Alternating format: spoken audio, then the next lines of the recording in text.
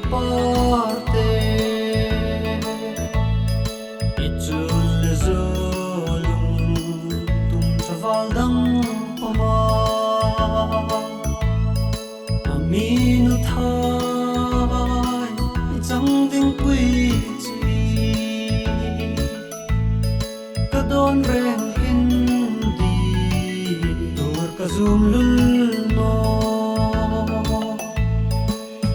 ya parte nileng sum chu ngai lai punang bang kan zum si no sin khum ka di lum tum reng donin nawang kapin o turana e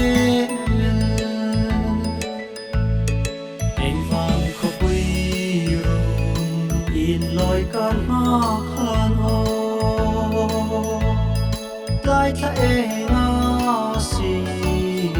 kan leng ru ya sap me tong lo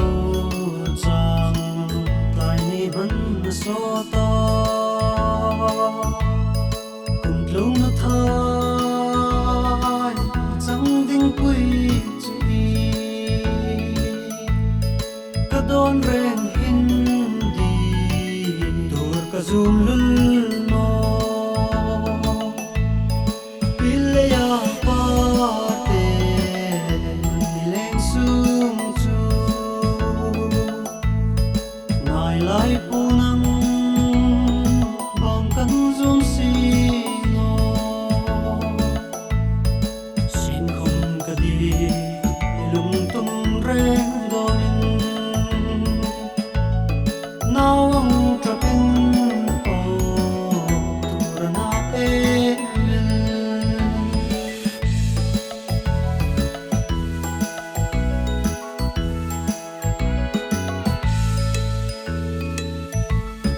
bi thodi e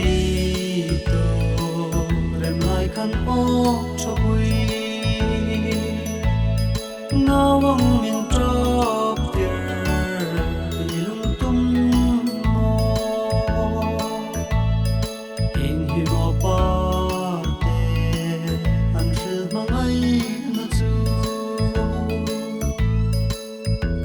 Thiemna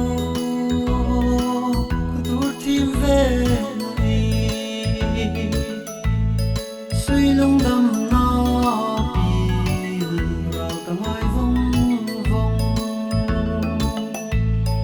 pilya parte nileng sum chu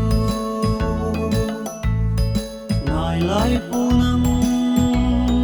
bang kan zum si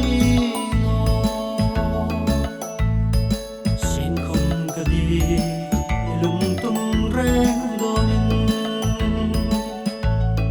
nawang